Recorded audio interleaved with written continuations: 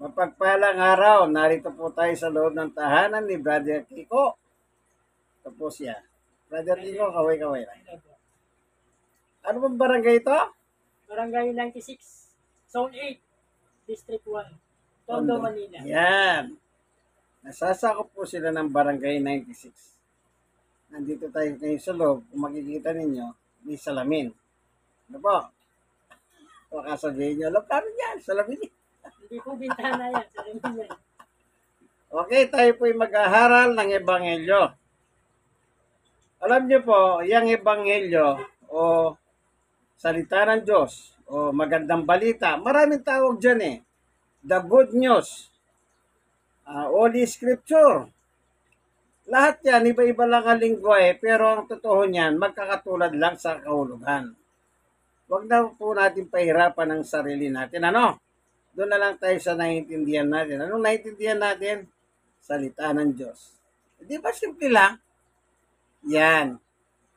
Ngayon, may hawak akong Biblia. Ang tawag naman dito ay, ito po, Gideon International.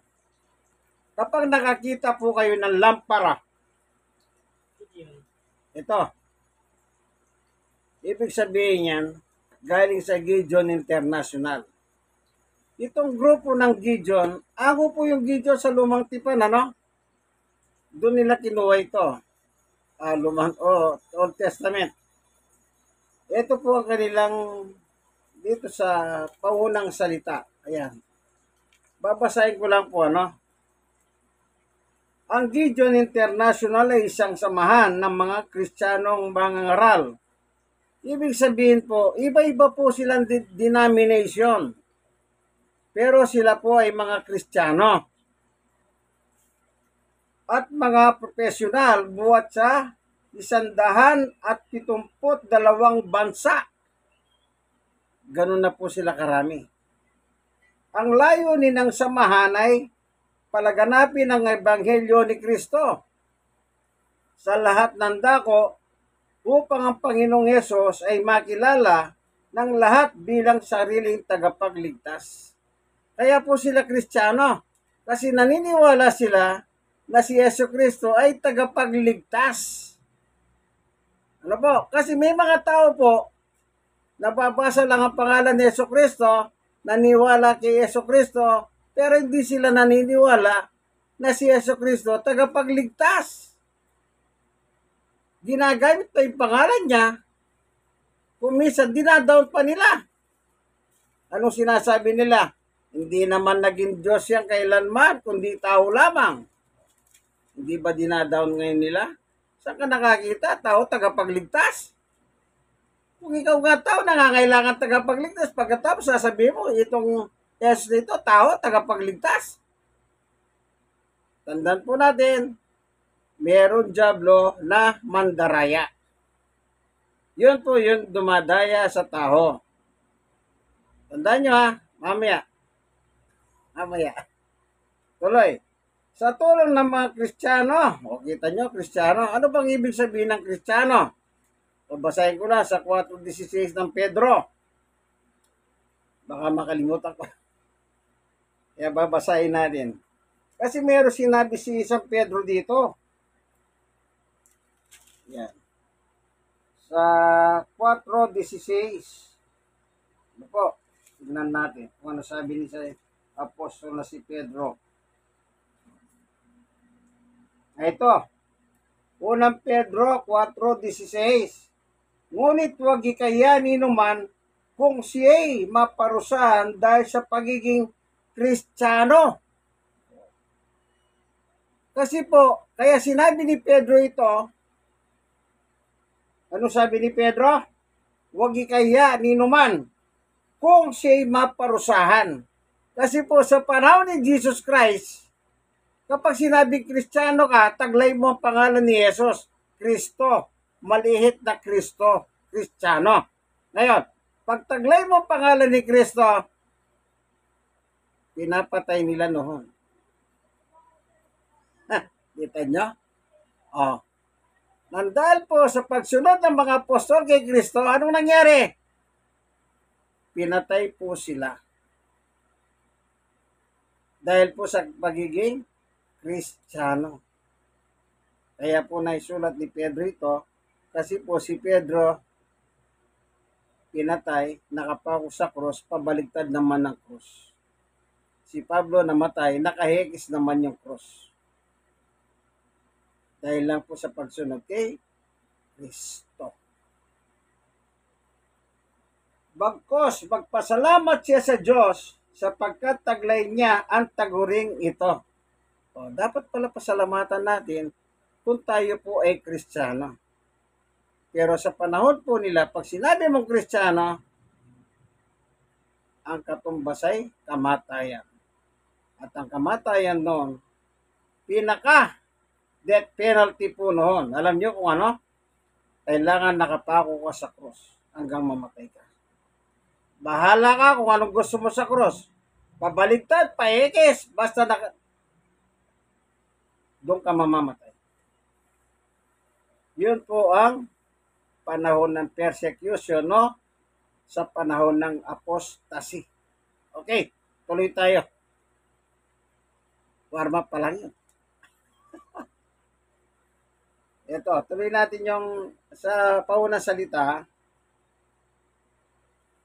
Ang sabi niya, sa tulong ng mga Kristiyano mula sa iba't ibang iglesyang ebangheliko, ang mga Gideon ay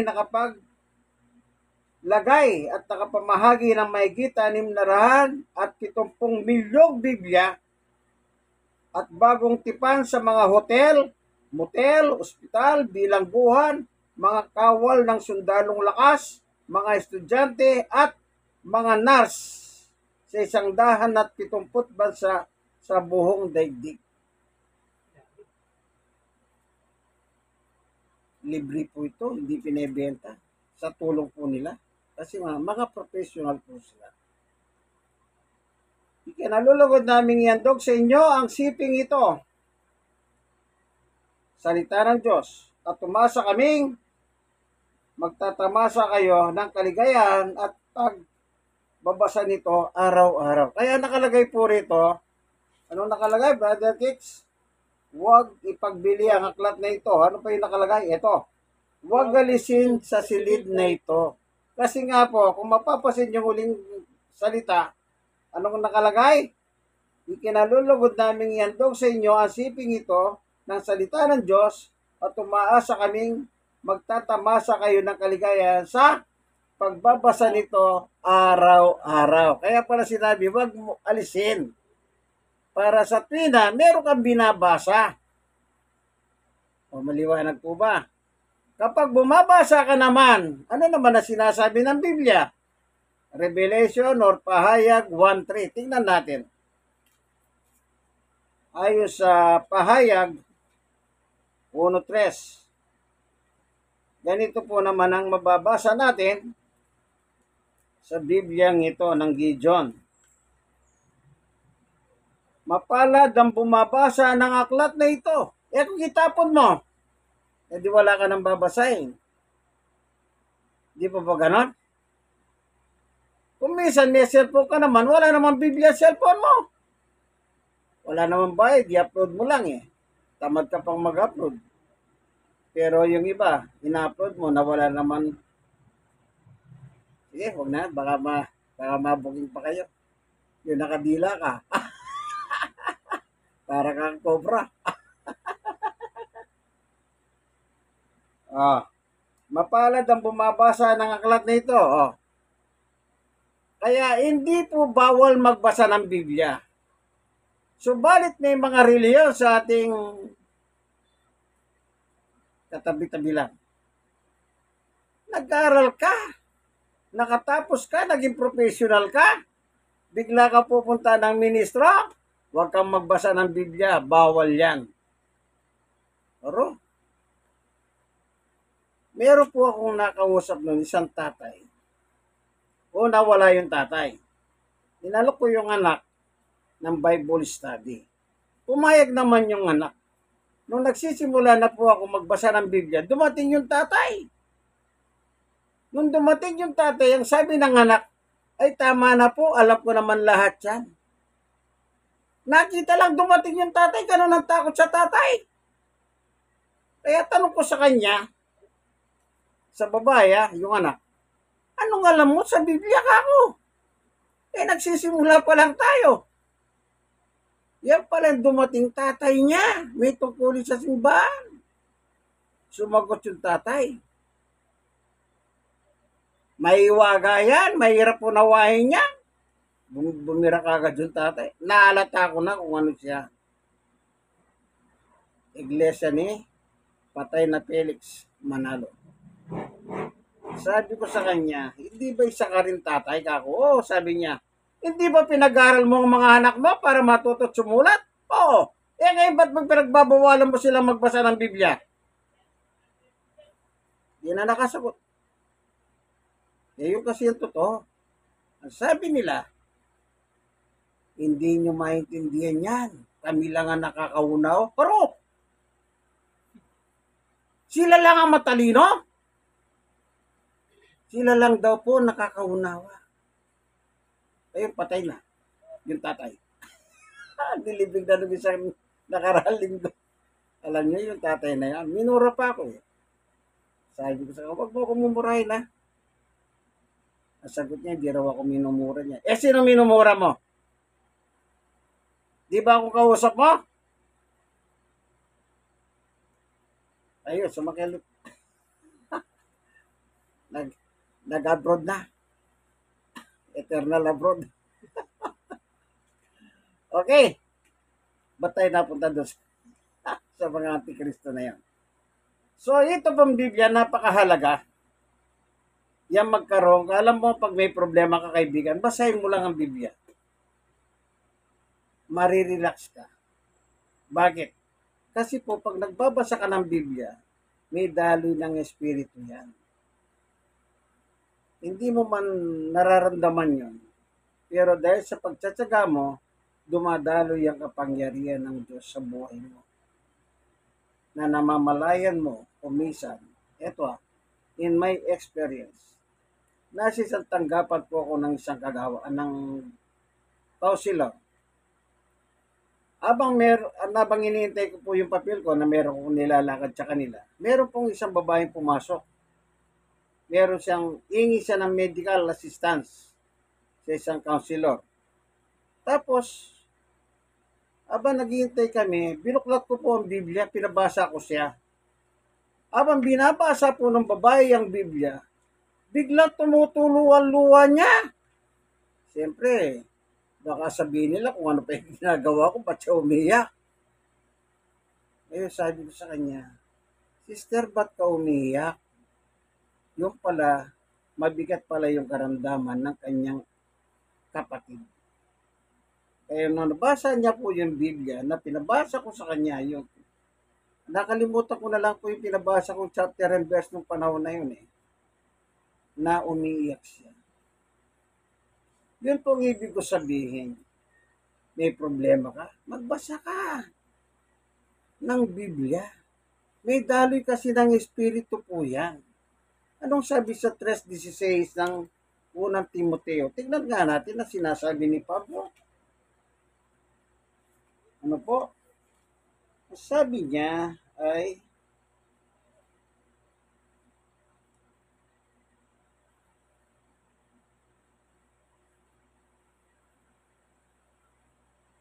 ito.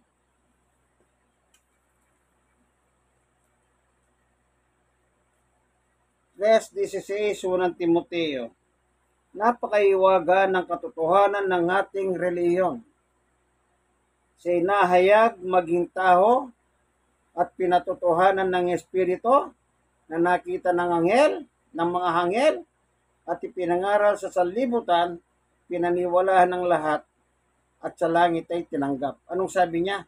Pinatotohanan ng Espiritu. May daloy pong Espiritu yung sulat ng salita ng Diyos. Hindi po may susulat ito kung walang tulong ng Espiritu Santo. Kaya pag binabasa mo itong Biblia na may problema ka, kung talagang seryoso ka, ang tip ko lang, bago ka magbasa, sabihin mo sa Diyos, Diyos ko, paunawahin mo po ako ng iyong salita. para ang Diyos kikilos na makapangyarihan. Then yung power ng Holy Spirit, yun po yung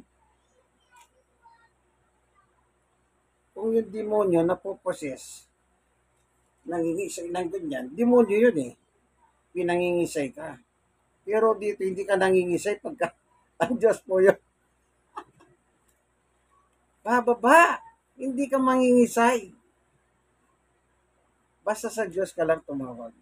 Then doon mo mararamdaman sa iyong pagbabasa, meron kang mararamdaman sa iyong katawan.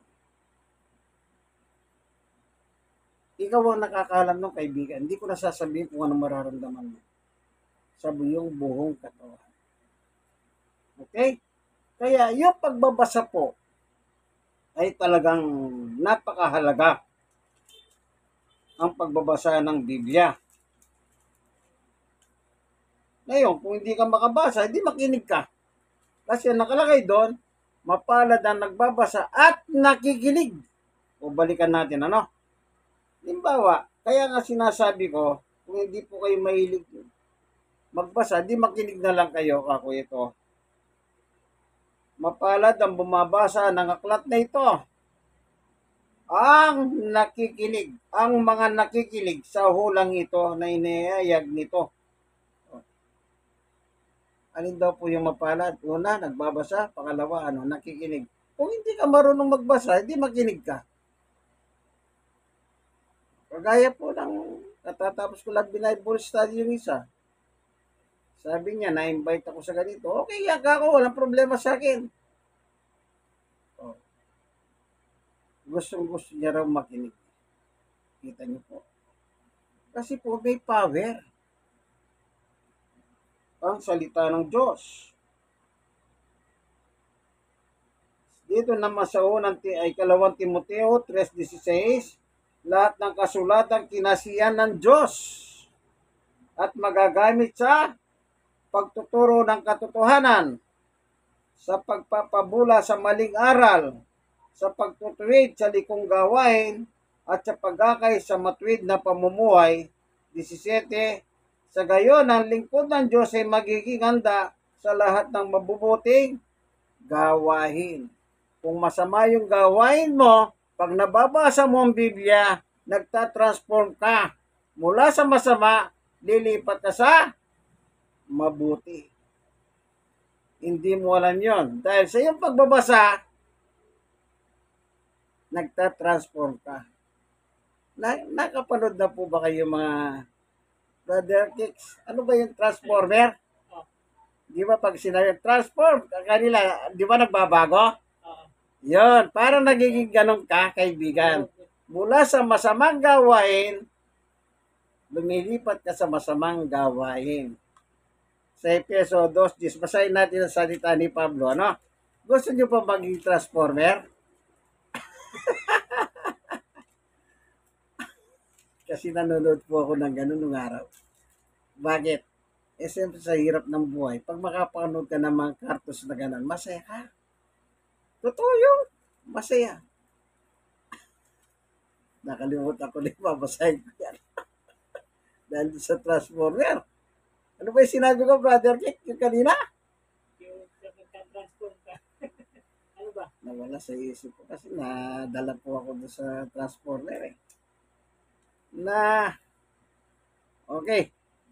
Yung Biblia, di po ba sabi rito, kinasiyan ng Diyos. May power yan. Kapag yung power na yan, mula sa masama, napupunta ka sa mabuti. Naalala ko na. Salamat, Panginoon. Na Mula sa Efeso, chapter 2 po pala yan. Tanda mo, Brother King, baka mawala naman. Efeso, chapter 2. Ito po, sa 10. Tayo'y kanyan nilalang. Oh, sabi ni Pablo, tayo'y kanyan nilalang. Nilikha sa pamamagitan ni Kristo Jesus upang ihukol natin ang ating buhay sa paggawa ng mabuti na itinalaga na ng Diyos para sa atin noong pang manguna. After creation po ng tao, binigyan ng batas ng Diyos ang tao na gumawa ng mabuti. Kanya lang, yung gawang mabuti na gusto ng Diyos ay winasak ni Satanas. Kaya po nagkawindang-windang ang tao sa harapan ng Diyos. Tayo lumabas na masama. Mula sa paglikha ng Diyos, perfect, nang pumasok si Satanas, naging masama tayo dahil po merong dyablo. Nakialam sa ginawa ng Diyos. Ngayon, pag binabasa mo ang Biblia, nagtatransform ka. Yung dating sinabi ng Diyos na, anong sabi ng Diyos? Ulitin nga natin. Na itinalagaran ng Diyos para sa atin noong manguna. Ano yon? Tayo kanyang nilalang nilikha sa pamamagitan ni Kristo Jesus upang iukol natin ang ating buhay sa paggawa ng mabuti. God is good all the time. Dapat gawin natin mabuti nang nakialam si Satanas na sira ang mabuti. Naging masama. Ngayon, para matransform kang muli, yan. Kung hindi ka makabasa, kaibigan, di makinig ka. Mahirap ba yon? Bakit pagka si cellphone, wala nang tigil ng kakaganyan sa cellphone, wala ka naman mapapala. Di ba totoo yan? Makakaway mo pa yun. Para ka pa naghahanap ng away. Di po ba ganon? Ang social media, pwede sa masama, pwede sa mabuti. Di gamitin niyo po yung mabuti. Bakit kailangan gamitin niyo po doon sa masama? Kaya kailangan mag-transport ka na rin, kaibigan. Mula sa masama, papuntang mabuti. Amen. Di po ba? Amen. Sige po, hanggang dito na lang ang mga ating munting video, Basta at least, naibahagi ko sa inyo, hindi po masama maging Kristiyano. Sa panahon ni Pedro, yun naging masama sa kanila kasi pag nabalitaan ng tao nung Kristiyano ka, patay. Pero ngayon, kaya sumulat po si Pedro Bago siya namatay, naisulat niya. Kundi ang sabi niya, dapat mo pa nga ang ipagmalaki na ikaw ay isang Kristiyano. Bakit? Sapagkat taglay mo ang pangalan ni Kristo. Ibig sabihin ng Kristiyano ay malihit na Kristo. Okay na po ba yun? Like. Okay. Sige, lagi na lang na ganyan po ang akin nire-request. Mag-like kayo, mag-share kayo, i-share nyo naman sa iba, kayo nasisiran. Kung gusto nyo mag-comment kayo. Pero wag nyo lang ako pagsasalita ng hindi maganda kasi po hindi ko naman kayo sinasalita ng hindi maganda. Po, respeto nyo po yung Biblia. Pag kinalaban nyo ako, hindi naman talaga ako kalaban ninyo. Sino? Ang Panginoon Diyos. Kaya ako po, kalaban yung Panginoon Diyos kasi salita ng Diyos ang binabasa ko sa video. Sa video nito, Hindi po tayo naglolokohan. Hindi po tayo nagbibiro kasi salita ng Diyos yan, hindi tayo dapat na makipagbiro. May oras ang biro, may oras ang pagbabasa ng Biblia. Sige po, ito pong inyong kaibigan, Jesus, Brother Manny Bautista, siya naman po si Brother Kiko. meron pa tayong kasama. Dahan-dahan lang. Tanan. Ayun, makikita rin nyo po yan. Yan, di ba nakita nyo? Yan, husband and wife po yan. Husband and wife. Napakabuti po nila. Bakit sinabing mabuti? Tinatanggap yung salita ng Diyos sa loob ng tahanan Yung masama, nasa pinto pa lang ako. Hoy, malis ka na dyan! Wala naman po ako naranasan na ganyan. Pero ang aking karanasan, huwag ka nang babalik dito, ha? Yan. Yan naman nasa pinto. Wala pa naman ganon. Pero sa loob ng bahay, naranasan ko, huwag ka nang babalik dito. Talagang ginanyan ako. Sabi ko, Kung ayaw nyo na makita yung gwapong ito, okay lang. Huwag na po kayong kukontra. Wala namang ginawa ang Diyos na pangit eh. Ang ginawa ng Diyos, Genesis 1:31, at minasdan ng Diyos sa kanya mga nilikha ay mabuti. Sige po, hanggang dito na lamang. God bless us all po, no? Nawadat na kayo ng Diyos ng nasa mabuting kalagayan sa video ito. God bless us all. Bye-bye!